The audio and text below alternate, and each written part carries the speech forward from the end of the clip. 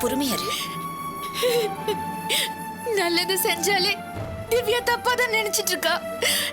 இப்ப போய் இப்படி ஆயிடுச்சேம்மா. நீ முதல்ல அமைதியா என்ன நடந்துச்சுன்னு சொல்லு. அம்மா, நான் இப்போ 2வது தடவை கன்சீவ் ஆனேன். அந்த ஆளையே வேண்டான்னு சொல்லிட்டு வந்துட்டேன். அதுக்கப்புறமும் அந்த குழந்தை எதுக்கு? இருக்கிற ஒரு குழந்தைய நல்லா வச்சு காப்பாத்தணும்னு சொல்லிதாமா டாக்டர் கிட்ட சொன்னேன். அவங்களும் டேப்லெட் கொடுத்தாங்க. ஆனா அதுல அபார்ஷன் ஆகலம்மா. திரும்பவும் போய் டாக்டர் பார்த்தேன். அவங்க ஹெவி டோஸா 2 டேப்லெட் கொடுத்தாங்க. அதுல ஒண்ணு சாப்பிட்டுட்டு ஒண்ணு இங்கதாம்மா வச்சிருந்தேன்.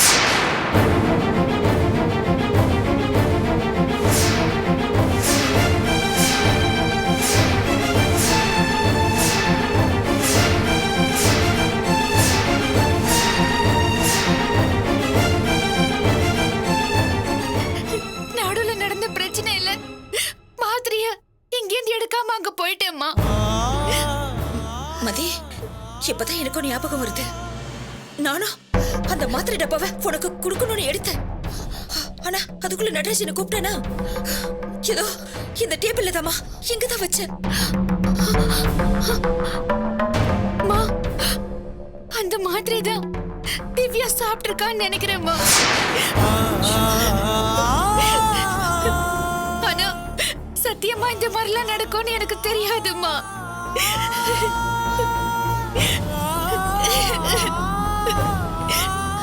மா, வாமா, இப்பவே நடராஜ் கிட்ட எல்லாத்தையும் சொல்லிடலாமா? இதுக்கு மேல மறைச்சா என்னை விட கேவலமான ஒருத்தி இருக்கவே மாட்டா. தயவு செஞ்சு கொஞ்சம் அமைதியா இரு மதி. இந்த விஷயத்தை இப்ப நீ சொல்ல வேண்டாம். என்னம்மா சொல்ற? சொல்றத கேளு. இத நீ வேணும்னு ஒண்ணு செய்யலையே. என் வயதுல பிறந்த பிள்ளைங்க இந்த மாதிரி நினைக்க மாட்டாங்க. மா, தெரியாம செஞ்சது தானேம்மா, அதை ஏன் மறைக்கணும்? இப்ப சொன்ன என்ன ஆகும் தெரியுமா?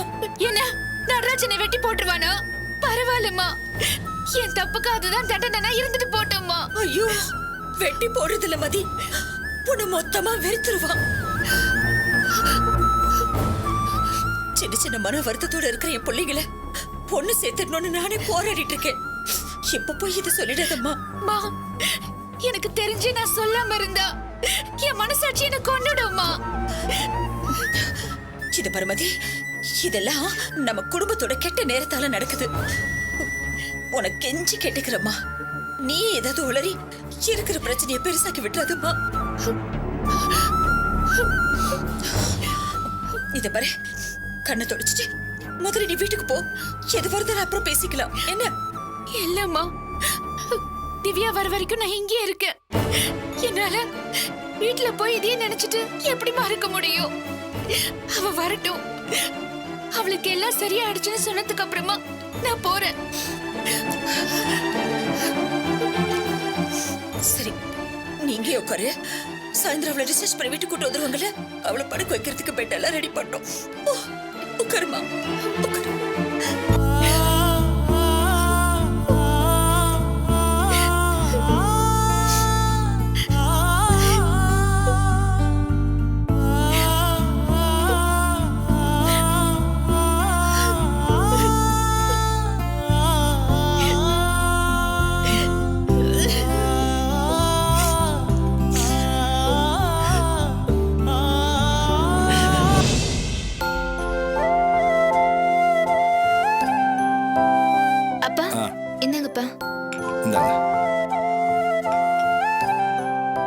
என்னங்க உட்கார்ந்துட்டு இருக்கீங்க? கிளம்பலையா? கிளம்பணும்.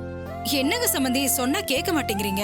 இன்னும் கொஞ்ச நாள் இருந்துட்டு போலாம்ல. நீங்க வேற சம்பந்தி, இத்தனை நாள் இருந்ததே பெரிய விஷயம். நித்யா அப்படி பண்ணிட்டு போனதுல இருந்து அந்த வீட்ல இருக்கிறதுக்கே ஒரு மாதிரியா இருந்துச்சு. அதான் கொஞ்ச நாள் இடம் மாத்தி இருக்கலாம்னு வந்தோம். இப்ப மனசு கொஞ்சம் சகஜமாயிடுச்சு. அது மட்டும் இல்ல சம்பந்தி, எல்லாமே போட்டது போட்டபடி கிடக்கு. கடையை கவனிக்க முடியல, வீட்டை கவனிக்க முடியல. அதனாலதான் கிளம்ப வேண்டியிருக்கு. ராஜி, அப்பா, மாப்பிள்ளைக்கு போன் பண்ணி வர சொல்லுமா. நாங்களும் ஒரு வார்த்தை சொல்லிட்டு கிளம்புறோம். நான் போன் பண்ணேன்ப்பா, நான் கூப்பிடுறேன்னு சொல்லி கட் பண்ணிட்டாரு. ஏதாவது வேலையா இருக்கும் போல இருக்கு. நீங்க வேணா கிளம்புங்கப்பா, நான் சொல்லிக்கிறேன். அட, அது அவளோட மரியாதையா இருக்காதுமா. அவர் வரட்டும், இருந்து சொல்லிட்டே போறோம். தப்பாயிடும். தோ மாப்பிள்ளையே வந்துட்டாருங்க. வந்துட்டாரா? வாங்க மாப்பிள்ள, உங்களுக்காக தான் காத்துக்கிட்டு இருந்தோம். உங்ககிட்ட ஒரு வார்த்தை சொல்லிட்டு வீட்டுக்கு கிளம்பலான்னு இருந்தோம். நாங்கள் கிளம்புறோம் மாப்பிள்ள. ஏன் ஒரு மாதிரியா டல்லா இருக்கீங்க? உடம்பு சரியில்லையா? என்னாச்சு? எனக்கு ஒன்றும் இல்லை மாமா. திடீர்னு நட்ராஜ் ஃபோன் பண்ணி ஹாஸ்பிட்டலுக்கு வாடான்னா சரி. போய் பார்த்தா திவ்யாவுக்கு அபார்ஷன் ஆயிடுச்சா.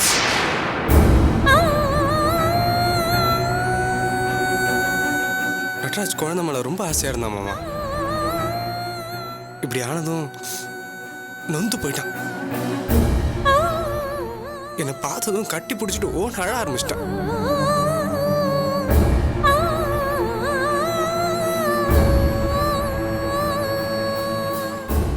அவங்க வீட்டிலேருந்து எல்லாருமே ஹாஸ்பிட்டல் வந்திருந்தாங்க. ஒருத்தர் மூஞ்சி கூட பார்க்க முடியல மாமா. அவ்வளோ கஷ்டமா இருந்துச்சு. ஐயோ கடவுளே, கேட்கறதுக்கே கஷ்டமா இருக்கு. அதை எப்படி கண்ணால பாக்குறது? அந்த குடும்பத்துக்கு மட்டும் ஏன் இப்படி சோதனை வருது? அவங்க கிட்ட நல்ல விஷயம் ஒண்ணு பேசலாம்னு நினைச்சுக்கிட்டு இருந்தோம்.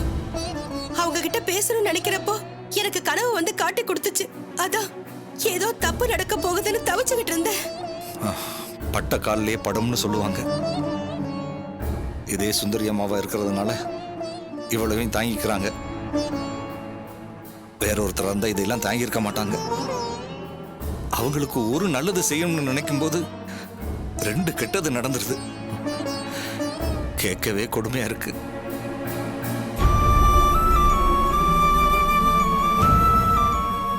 அவங்களுக்காக வேண்டிக்கிறத தவிர வேற வழியே இல்லை. ராஜி, இந்த அம்மா நடராஜுக்கு ஆறுதல் சொல்லுங்க. அடிக்கடி போய் பார்த்துக்குங்க. நாங்களும் வந்து பார்க்குறோம். இப்போ நாங்கள் கிளம்புறோம் மாப்பிள்ள. வர சம்பந்தி. வாங்க சம்பந்தி. ஆமா, வரமா. வரோம் மாப்பிள்ள. சரிங்க அத்தை.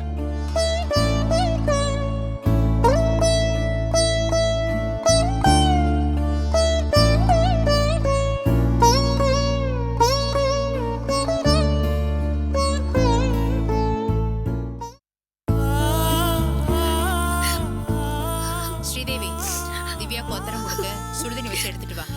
சீக்கிரம் போ. சரிங்கம்மா.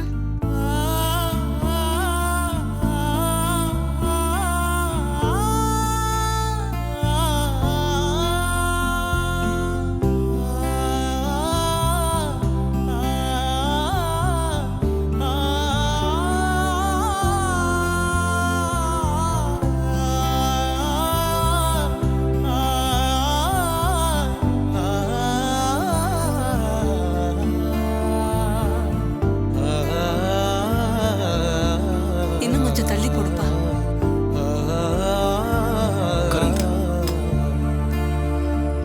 நீங்களும் உட்காருங்க பாட்டி.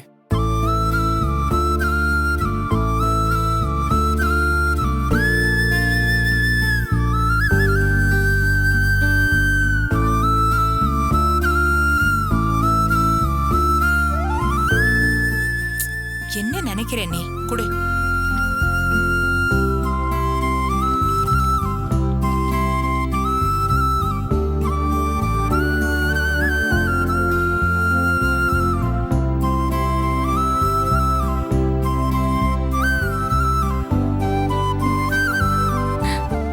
எவ்வளவு ஆசையா இருந்தேன் தெரியுமா?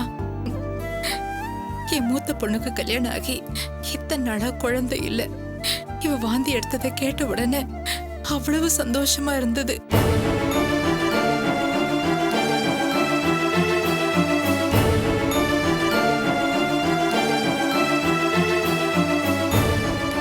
நான் வேண்டாத தெய்வம் இல்ல, வைக்காத வேண்டுதல் இல்ல. என் பொண்ணு நல்லபடியா குழந்தை பெத்து கொடுக்கணும்னு வேண்டிட்டு இருந்தேன். சொல்லி வச்ச மாதிரி ஒரு தெய்வம் கூட கை கொடுக்கலையே.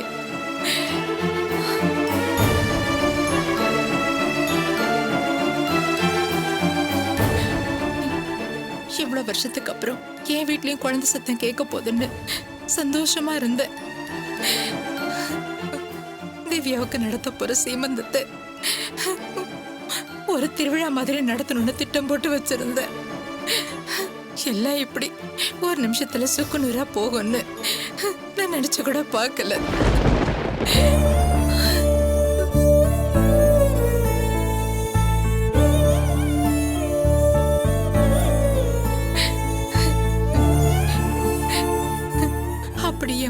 யாருக்கு என்ன கெடுதல் பண்ணிட்டான்னு எல்லாம் சாமி இப்படி சோதிச்சிடுச்சு.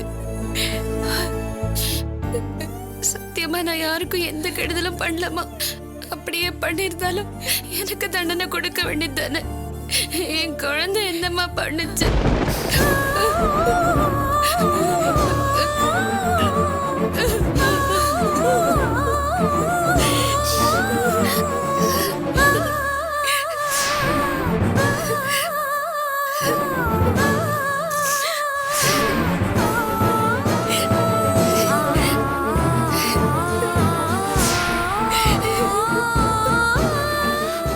இதுல யாரும் எந்த குத்தமும் சொல்ல முடியாது. எல்லாத்துக்குமே நான் தான் காரணம். நான் தான் ஏதோ பெரிய தப்பு பண்ணிருக்கேன். அதனாலதான் இப்படி எல்லாம் நடந்திருக்கு.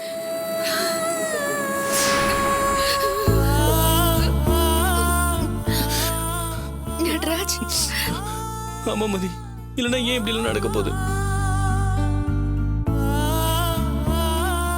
திவ்யா கன்சீவா இருக்குன்னு சொன்ன அந்த நிமிஷம் எவ்வளவு சந்தோஷமா இருந்துச்சு தெரியுமா?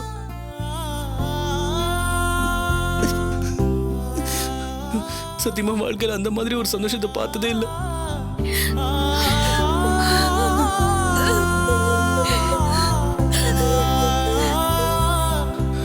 நான் ஒரு குழந்தைக்கு அப்பாவா போறேன்னு தெரிஞ்சப்போ அதுல எனக்கு எவ்வளவு சந்தோஷமா இருந்துச்சு தெரியுமா?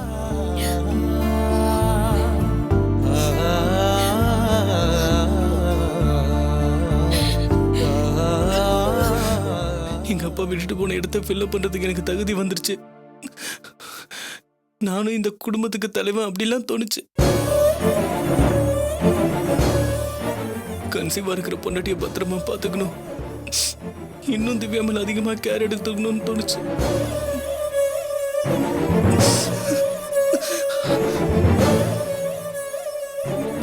ஏற்கனவே இருந்த பாசத்தை விட 300 மடங்கு திவ்யா மேல பாசம் ஜாஸ்தியா இருந்துச்சு.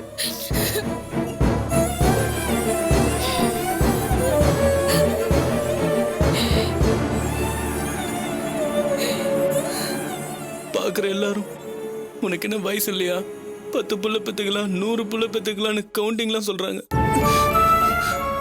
அவங்க யாருக்குமே தெரியாது அந்த 100 புள்ள மேல வச்சிருந்த பாசத்தை இந்த ஒரு புள்ள மேல நான் வச்சிருந்தேன்.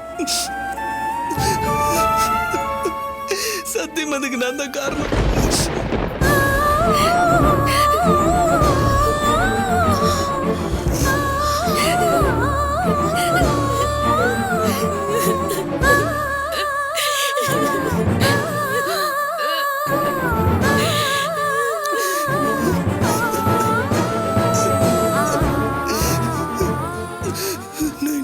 நல்லா பார்த்துருக்கணும்.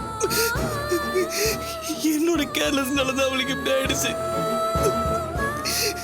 என்னோட குழந்தைய நானே கூட்டு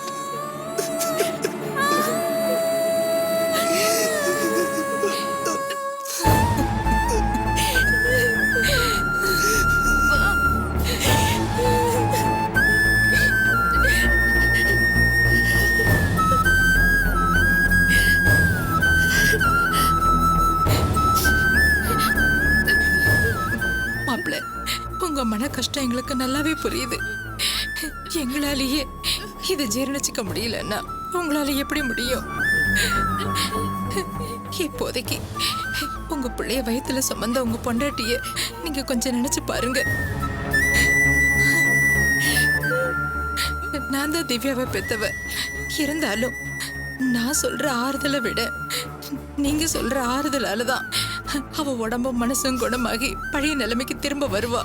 அது உங்க கையில தான் இருக்கு. உங்க பிள்ளைய இழந்த வேதனையை நினைச்சு நீங்க உங்க பொண்டாட்டிய விட்டுறாதீங்க. ஆமாப்பா, சந்திரா சொல்றது சரிதான். எத்தனை பேர் வந்து என்னத்தை கொட்டி கொடுத்தாலும் நீ சொல்ற ஒரு வார்த்தை தான்ப்பா அவளுக்கு பெருசா தோணும்.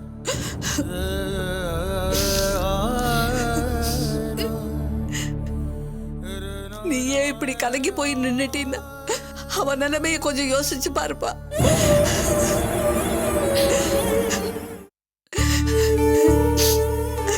நடராஜ், இங்க வா, இங்க வாப்பா, வாப்பா.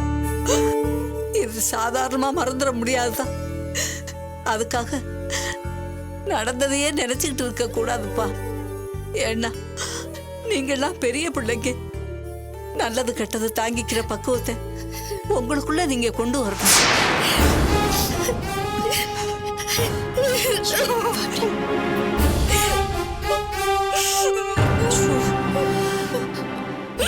மதி, என்ன மதி, உனக்கு கையெழுத்து கும்பிடுறேன். இப்படி அழுது காட்டி கொடுத்துறது மதி. சொன்ன கேளு மதி, இதுக்கு நாம காரணம் இல்ல. இல்லம்மா, சத்தியமா இதுக்கு நான் தான் காரணம். கத்தாத கத்தாத, கொஞ்சம் மெதுவா பேசு. தூங்கிட்டு இருந்த பச்சை குழந்தைய கழுத்து நெரிச்சு கொன்ன மாதிரி நானே என் தம்பி குழந்தைய கொன்னுட்டேம்மா. மதி மதி, ஐயோ மதி, இப்படி எழுதினா அவங்களுக்கு உண்மை தெரிஞ்சு போயிடுமா? தெரியட்டும்மா, நானே சொல்லதான் போறேன். மதி மதி மதி, சொன்ன கேளுமா. வேண்டாமா? ஏமா எதுவுமே சொல்லாம நல்லவளா இருக்கிறத விட உண்மையை சொல்லி கேட்டு பேர் வாங்கிக்கலாமா? இப்படி குற்ற உணர்ச்சியோட தினம் தினம் செத்து பழைக்க முடியாதுமா. நான் போய் சொல்றேன். மதி மதி, ஐயோ, நான் சொல்றது கேட்பியா மாட்டியா? சாரிம்மா, என்னால முடியாது. நான் சொல்லதான் போறேன். போய் சொல்லு போ. இந்த மொத்த குடும்பமும் இல்லாம போன நினைச்சினா நீ போய் சொல்லு போ. உண்மை தெரிஞ்சா நட்ராஜ் நம்மள ஒண்ணும் செய்ய மாட்டாமா. அவனுக்கு ஏதாவது ஆயிடுமா. அதனால தான் நான் சொல்ல வேணாங்கிற. நீ தானே மதி எப்பவும் சொல்லுவ நட்ராஜ் பக்குவம் இல்லாத பையன்னு. அவன் கம்பெனில ஒரு சின்ன பையன் எரிஞ்சு செத்து போனதை தாங்கிக்க முடியாம உடம்பெல்லாம் தண்ணி ஊத்திக்கிட்டு திரிஞ்சவம்மா. அதுல இருந்து அவனை மீட்டு கொண்டு வரதுக்கு நான் எவ்வளவு பாடுபட்டேன்னு உனக்கு தெரியாதா?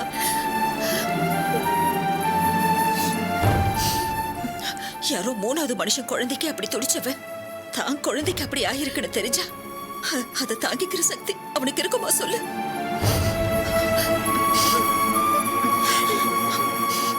இது பாரு, இப்போ உன் தம்பியை காப்பாத்துறோம்னு நினைச்சுக்கோ. அதுக்காக இதை யார்கிட்டயும் சொல்லாதம்மா.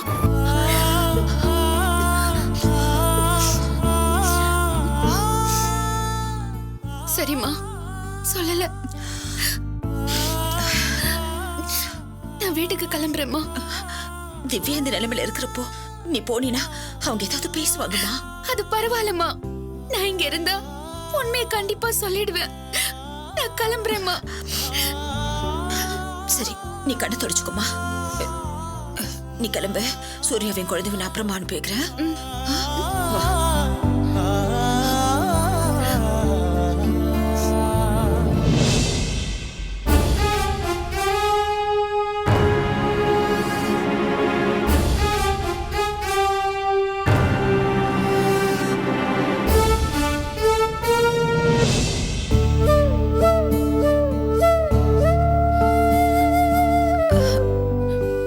திவ்யா, ஏதாவது சாப்பிட கொண்டு வரட்டுமாமா? ஸ்ரீதேவியை பால் கொண்டு வர சொல்லியிருக்கேன், கொண்டு வர போயிருக்கா. ஏமா, நீங்க உடம்பு முடியாதவங்க ஏன் இப்படி உட்காந்து கஷ்டப்பட்டுட்டு இருக்கீங்க? உள்ள போய் ரெஸ்ட் எடுங்க. பேர பிள்ளைங்களை விட எனக்கு என்ன ரெஸ்ட் வேண்டி கிடக்கு? ஆஸ்பத்திரிக்கே வரணும்னு நினைச்சேன், உடம்பு ஒத்து உழைக்கல. அதுதான் சூர்யாவை கூட்டிக்கிட்டு இங்கே வந்தேன். வாமா, குழந்தைக்கு ஏதாவது சாப்பிட கொடுக்கலாம். இந்தாங்கம்மா பால். அம்மா சூடா இருக்கு, பார்த்து.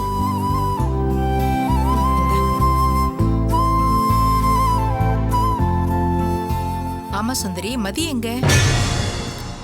அவ மதி வந்து அவங்க வேக வேகமா கிளம்பி அவங்க வீட்டுக்கு போயிட்டாங்க.